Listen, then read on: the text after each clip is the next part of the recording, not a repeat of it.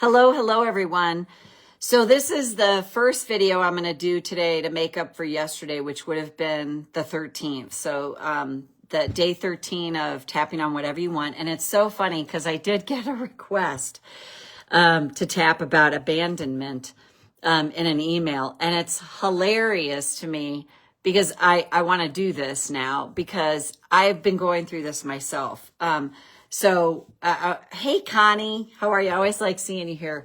So the abandonment thing is huge for me. And like I said, talk about divine providence. I get this request and I'm like, oh, I'm definitely doing this because it's something I've been going through myself. So I'll tell you a little background about, we had someone that we were very close to in our life who just suddenly left our lives. I would say it that way. And the way they left was like, whoa, what happened? And we were left with a lot of questions and a lot of like, what's going on and what's really going on here. And I noticed my personal abandonment stuff kicking in. It's hilarious. I always say this. My abandonment issues can show up we do Airbnb out of our house. They can show up when Airbnb people leave. And yesterday we had a mass exodus because it was Balloon Fiesta had been here all week and it's huge here. And I did a session with a client in the morning. And by the time I was done with the client, I walked out and everyone was gone. And then also in addition to that, we had I would say a family friend that just left our lives and in a very, way. And it was just like, whoa. So yesterday I walk out and I'm like, I do think it's funny in a like a ha-ha way that I'm like, oh, there it is. Like somebody leaves. And this doesn't always happen to me at all with guests that come and go. Like it's occasionally. And who knows, stars align just right. And on that particular day, I'm like, oh, somebody's leaving. So my backstory with that, and I have no obviously cognizant memory of this, which I've said this before, when I was 6 months old, my parents got hit head on by a drunk driver and my mom was hospitalized for over 2 years. I found it. My dad was hospitalized for many months. And then we were raised by apparently a nanny who was not great. So what happened for me is yesterday was kind of the big, the exit of Airbnb people, which they were great. I got to say goodbye to most of them before because I knew I had this session. And then to be going through for the last week, this exit of someone in our lives in like what I would call a fairly profound way had like caused a lot of stuff coming up. So that's why I was like, this is so amazing that someone wanted to tap on issues of abandonment because this is where, like I said, I believe in divine providence because when I go through these things myself, I can more fully explain my own process. So what happened for me is I went into a particular room in my house and all of a sudden it was like, whoa, there it is. And I felt like such a young child, like a little kid. And I felt fear, panic, all those emotions were coming up. And in the past, I would have felt that and been like freaking out about it, like having no idea what to do about it. And I remember one time when I was probably in 7th grade-ish, right around there. I was my mom had gone back to work full time. So I was a latchkey kid and I'm the youngest. And I was getting ready to go to school. And all I remember is emotionally, I was a wreck.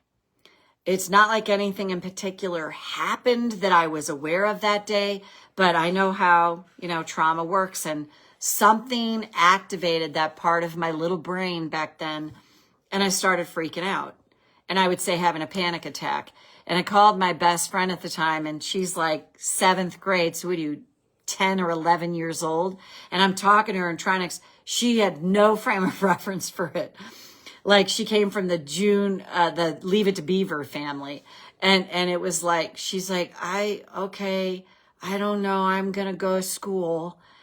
And I hung up and I just felt, I distinctly remember this overwhelming panic. And then all of a sudden, I thought, I've got to go to school anyway, even if I'm going to be late, because if I sit here and stay in my thoughts, this is how I'm talking now, but this is what happened for me. However I thought about it back then, I got to go to school because I can't just sit here and stew in these thoughts. So I ran to school. I was late getting to school, but I didn't care. And it was the best decision I could have made as a 10 or 11-year-old. I went to school, I got busy, and I didn't have to. So I changed my state of mind. That has been with me my whole life. And it makes sense given, it's 6-month-old and all the studies that they do about generational trauma and all the things that happen to you and how you absorb stuff. I mean, there's so much more to the story too. So yesterday I was like, whoa, there it is. And I don't like it. I don't like feeling that way. There was all kinds of fallout and stuff, like what I would call collateral damage that was coming, that my husband and I were talking through and working through. And it was like, oh, whoa. And I just knew yesterday with everything that was going on, it was just like, okay, doing this has to wait. And even today, I was like, I'm just going to wait today until I know. And I feel way better today, way better. But we definitely took a lot of action about things that we could. We did a lot of things to take care of ourselves around this. And it really helped. So what I want to say about that is what I like now is that I have that feeling of, like it's like devastation, like I'll die from these feelings. And what I know now, thanks to tapping, is, again, I don't like it. I don't want to experience that, but I know it will pass. I know that now. And I know I won't die for these emotions. Whereas as a kid, and even as a young adult, even in my 30s, probably even early 40s, I was like, I'll die from this. So if any of you have ever suffered, still suffer, have dealt on and off with abandonment issues, you're not alone. I think it's forever a work in progress. We all have our, things with it. Like I said, I can chuckle about like, oh, this particular Airbnb person left or these people left. And I was like, oh, there it is. But that's like so just an awareness. And I notice it and there's nothing super heavy about it. And that I think is absolutely a product of tapping. And then, yesterday was a re-triggering of something so much deeper for me too, because here's the other piece of this that I have recognized. Say you struggle with it. Have you ever had somebody leave your life and just like this?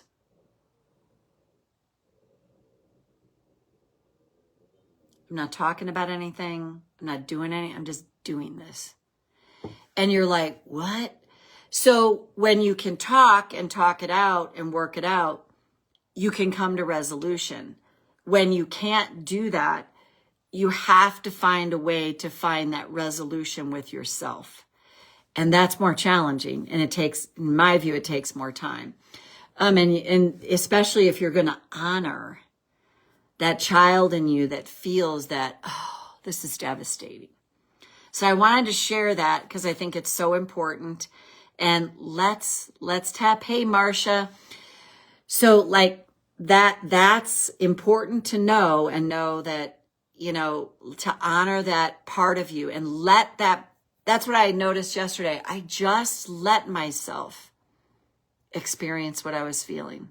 It was huge to just let it be, to feel really uncomfortable with it, to not like it, to want it to go away, but to know that I had to honor that part of me that was going through that. And then, like I said, then my husband and I talked through more stuff around that for both of us. And then it was like, okay, let's just get busy and do these things that we need to do to take some action that'll at least help move the needle. So let's tap, karate chop.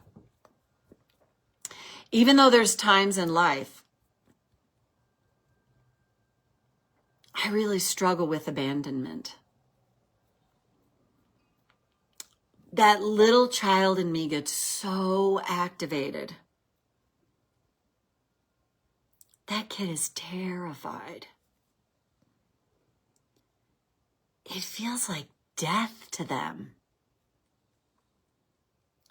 I choose to acknowledge my truth right now. Even though these abandonment issues pop up in me unannounced, they parachute in. I choose to acknowledge my truth right now. Even though when I feel abandoned, I can tend to panic, freak out, wonder if I'll survive this. I choose to acknowledge this part of me now. And go to the eyebrow, all this abandonment, all this fear and worry, all this panic, all this terror. Will I survive this? This feels like potential death to me. Why is this so potent for me? What if what's happening here is that little kid is so in terror? This kid is so activated, so afraid. And what if when I was a little child, it did feel really dangerous to me? How am I going to care for myself? How can I live by myself? So that child in me will sell their soul and do anything and everything not to be abandoned. And what if when this happens for me, it's that little kid letting me know